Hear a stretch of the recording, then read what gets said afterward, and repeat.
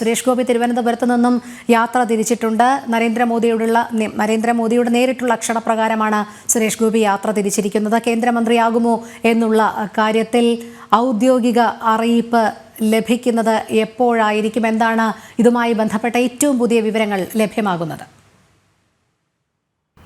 രോഹിണി, ഇപ്പോൾ ലഭ്യമായ വിവരമനുസരിച്ച് സാധ്യതകൾ പരിശോധിക്കുമ്പോൾ 99% സുരേഷ് ഗോപി കേന്ദ്രമന്ത്രി പദത്തിലേക്ക് എത്തുവാനുള്ള സാധ്യതയാണ്. ശേഷിക്കുന്ന 1% അത് അന്തിമമായി കേന്ദ്ര നേതൃത്വം ഒരു പട്ടിക ഇറക്കാതെ അല്ലെങ്കിൽ സുരേഷ് ഗോപി തന്നെ അത് സ്ഥിരീകരിക്കാതെ ശേഷിക്കുന്ന 1% നമുക്കും അത് സ്ഥിരീകരിക്കാൻ കഴിയില്ല എന്നുള്ളതാണ് യാഥാർത്ഥ്യം. അതേസമയം സാധ്യതകൾ കൂടുതലാണ്. സുരേഷ് ഗോപി തന്നെ നേരത്തെ സൂചിപ്പിച്ച പോലെ കേരളത്തിൻ്റെ മാത്രമല്ല തമിഴ്നാടിനെ കൂടി പ്രതിനിധീകരിക്കാനാണ് സുരേഷ് ഗോപി പോകുന്നത്. അനൗദ്യോഗികമായി തമിഴ്നാടിൻ്റെ എം പി കൂടിയായിരിക്കും സുരേഷ് ഗോപി എന്നുള്ളത് അല്പസമയം മുമ്പ് കൂടി സുരേഷ് ഗോപി വ്യക്തമാക്കുന്ന സാഹചര്യമുണ്ടായിരുന്നു. പ്രത്യേകിച്ച് ദക്ഷിണേന്ത്യയിൽ കേരളത്തിൽ വലിയ മുന്നേറ്റമുണ്ടാക്കാൻ BJPക്ക് സാധിച്ചു. ആ മുന്നേറ്റത്തിന് പ്രധാന കാരണം അത് സുരേഷ് ഗോപി തന്നെയാണ്. മാത്രമല്ല ഇപ്പോൾ നിലവിലെ ഒരു സാഹചര്യത്തിൽ കേരളത്തിലുണ്ടായ ഈ മാറ്റത്തിൽ, അതായത് കേരളത്തിലുണ്ടായ ഈ ഒരു മോദി തരംഗത്തിൽ, ഈ ഒരു താമര തരംഗത്തിൽ, ആ തരംഗത്തിൽ ഇപ്പോൾ ഒരു കേന്ദ്ര മന്ത്രിസ്ഥാനം കൂടി കേരളത്തിന് നൽകുകയാണെങ്കിൽ ആ മധുരം ഇരട്ടിക്കുമെന്നുള്ളതാണ്. 2 വർഷത്തിന് ശേഷം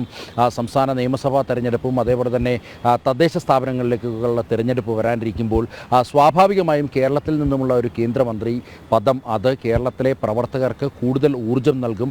മാത്രമല്ല വരുന്ന തെരഞ്ഞെടുപ്പുകളിലൊക്കെ തന്നെ കൂടുതലിടങ്ങളിൽ താമര വിരിയിക്കുവാൻ അത് സാധ്യമാക്കുമെന്നുള്ളത് കേന്ദ്ര നേതൃത്വത്തിന് അത്തരം വിലയിരുത്തലുകൾ ഉണ്ടായിരുന്നു. അതിൻ്റെ അടിസ്ഥാനത്തിൽ ഒരുപക്ഷേ കേന്ദ്രമന്ത്രി സ്ഥാനത്തേക്ക് സുരേഷ് ഗോപിയെ പരിഗണിക്കാൻ സാധ്യത നേരത്തെ സൂചിപ്പിച്ച പോലെ അത് 99% എന്ന നിലയിൽ തന്നെ നിൽക്കുകയാണ്. ഏതായാലും കുടുംബസമേതമാണ് സുരേഷ് ഗോപി അവിടുന്ന് യാത്ര തിരിച്ചിട്ടുള്ളത്. മാത്രമല്ല രാത്രി പ്രധാനമന്ത്രിയുടെ വസതിയിൽ കൂടിക്കാഴ്ച നടത്തുവാനും സുരേഷ് ഗോപിക്ക് നിർദ്ദേശം ലഭിച്ചുവെന്ന് അദ്ദേഹം വീട്ടിൽ നിന്നും പുറപ്പെടുന്നതിന് മുമ്പേ മാധ്യമപ്രവർത്തകരോട് സംസാരിച്ചതിൽ നിന്നും വ്യക്തമായിരുന്നു. ഒരുപക്ഷെ സുരേഷ് ഗോപി ഇന്ന് സത്യപ്രതിജ്ഞ ചെയ്ത് അധികാരം ഏറ്റില്ലെങ്കിൽ കൂടിയും അടുത്ത ദിവസങ്ങളിലായി നടക്കുന്ന സത്യപ്രതിജ്ഞയിലേക്കായിരിക്കും ഒരുപക്ഷെ സുരേഷ് ഗോപിയുടെ പേരും ഉൾപ്പെടുത്തിയിരിക്കുക എന്നാണ് മനസ്സിലാക്കാൻ കഴിയുന്നത്. ഇന്ന് മുതിർന്ന മന്ത്രിമാരടക്കം 30 പേരുടെ സത്യപ്രതിജ്ഞാ ചടങ്ങുകൾ ഉണ്ടാകുമെന്നുള്ള സൂചനകളാണ് ലഭ്യമാകുന്നത്. അതിൽ പ്രധാനപ്പെട്ട മന്ത്രാലയങ്ങൾ കൈകാര്യം ചെയ്യുവാൻ അത് BJP തന്നെ ആയിരിക്കും ആ മന്ത്രാലയങ്ങൾ കൈകാര്യം ചെയ്യുക. ഡിഫൻസ് ആണെങ്കിലും ധനമാണെങ്കിലും അതേപോലെ തന്നെ ആഭ്യന്തരമാണെങ്കിലും കൾച്ചറൽ മിനിസ്റ്റർ ആണെങ്കിലും ഇതെല്ലാം തന്നെ BJP തന്നെ കൈകാര്യം ചെയ്യുവാനുള്ള സാധ്യതയാണ് കാണുന്നത്. മറ്റ് പ്രധാനപ്പെട്ട വകുപ്പുകൾ സഖ്യകക്ഷികൾക്ക് കൂടി വിഭജിച്ച് നൽകുവാനുള്ള തീരുമാനം ഇതിനോടകം തന്നെ NDA യോഗത്തിൽ കൈക്കൊണ്ടിട്ടുണ്ട്. പ്രധാനമായും ഈ ഒരു സീറ്റ് വിഭജനം സംബന്ധിച്ചിട്ടുള്ള ചർച്ചകൾക്ക് കേന്ദ്ര മന്ത്രിയായിട്ടുള്ള അമിത്ഷായെയും അതേപോലെ തന്നെ രാജ്നാഥ് സിംഗിനെയും ഒപ്പം BJPയുടെ ദേശീയ അധ്യക്ഷൻ JP നദ്ദയുമായിരുന്നു ചുമതലപ്പെടുത്തിയത്. അതവർ കൃത്യമായി തന്നെ നിർവഹിച്ചു എന്നാണ് മനസ്സിലാക്കാൻ കഴിയുന്നത്. ഇതിനോടകം തന്നെ TDPയുടെ മന്ത്രി ആരെ എന്നുള്ളത് അവർ പ്രഖ്യാപിച്ചു കഴിഞ്ഞു. TDPക്ക് ഒരു പ്രധാനമായും 3 മന്ത്രിപദം നൽകും എന്നുള്ള 4 മന്ത്രിപദം നൽകുമെന്നുള്ള സൂചനകളാണ് ഇപ്പോൾ ലഭ്യമാകുന്നത്. അതും സ്ഥിരീകരിക്കാത്ത റിപ്പോർട്ടുകളാണ്. 3 ക്യാബിനറ്റ് പദവിയിൽ 3 പേരും ഒരു സഹമന്ത്രിയും എന്നുള്ള നിലയിലായിരിക്കും എന്നുള്ളതാണ് അറിയാൻ കഴിയുന്നത്. അതേപോലെ തന്നെ JDUവിനും 3 മന്ത്രിപദം ഉണ്ടാകുമെന്ന് അറിയാൻ കഴിയുന്നു. 2 ക്യാബിനറ്റ് പദവിയും ഒരു സഹമന്ത്രി പദവിയുമായിരിക്കും JDUവിനുണ്ടാകുക എന്നാണ് അറിയാൻ കഴിയുന്നത്. ഒപ്പം തന്നെ NCPയുടെ പ്രഫുൽ പട്ടേലിൻ്റെ പേരും ഇതിനോടകം തന്നെ മന്ത്രിപദത്തിലേക്ക് ഉയർന്നു കേൾക്കുന്നുണ്ട്. ഒപ്പം ചിരാഗ് പസ്വാൻ, അദ്ദേഹം നേരത്തെ തന്നെ സൂചിപ്പിച്ചത് മന്ത്രി ആയാലും ഇല്ലെങ്കിലും എന്താണെങ്കിലും അത് നരേന്ദ്രമോദിക്കൊപ്പം തന്നെയാണ് തുടർന്നുള്ള കാലങ്ങളും എന്നുള്ളതാണ് ചിരാഗ് പസ്വാൻ വ്യക്തമാക്കിയത്. ഇനി LJPക്ക് മന്ത്രിസ്ഥാനം ഉണ്ടാകുമോ എന്നുള്ളതും കാത്തിരുന്ന് കാണേണ്ടതാണ്. ഒപ്പം തന്നെ ശിവസേനയ്ക്കും അർഹമായ പരിഗണന ഉണ്ടാകുമെന്നുള്ള വിവരങ്ങൾ തന്നെയാണ് ലഭ്യമാകുന്നത്. ഇന്ന് മുതിർന്ന മന്ത്രിമാർ ഏതാണ്ട് 30 പേരായിരിക്കും സത്യപ്രതിജ്ഞ ചെയ്യുക എന്നുള്ളതാണ് അറിയാൻ കഴിയുന്നത്. അതിൽ റാം മോഹൻ നായിഡു TDPയുടെ മന്ത്രിയാകുമെന്നുള്ളത് അവർ ഇതിനോടകം തന്നെ പ്രഖ്യാപിച്ചു കഴിഞ്ഞു. അതേപോലെ തന്നെ JDUവിൻ്റെ ലല്ലങ് സിംഗ് മന്ത്രിയാകുമെന്നുള്ള കാര്യം ഇതിനോടകം തന്നെ വ്യക്തമായി കഴിഞ്ഞു. ഒപ്പം തന്നെ മറ്റ് JDUവിന് മറ്റ് പ്രധാനപ്പെട്ട ചില നേതാക്കൾ കൂടി മന്ത്രിപദത്തിലേക്ക് എത്തുവാനുള്ള സാധ്യത തള്ളിക്കളയാൻ കഴിയില്ല.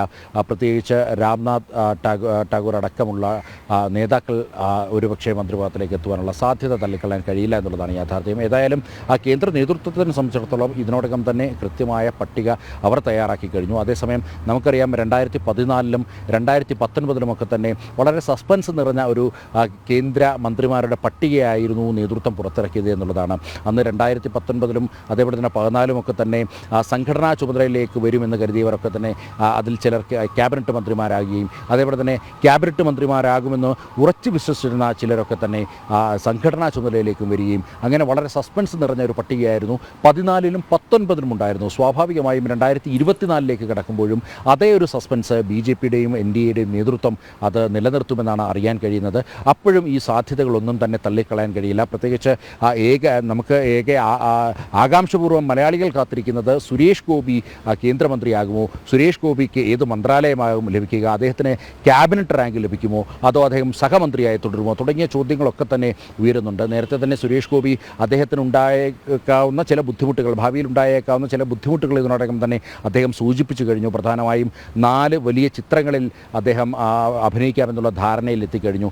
സ്വാഭാവികമായും ആ ചിത്രങ്ങൾ പൂർത്തീകരിക്കുവാൻ വേണ്ടി ഏതാണ്ട് 2 വർഷത്തിലധികം കാലം വേണ്ടിവരുന്നൊരു സാഹചര്യം നിലനിൽക്കുന്നു.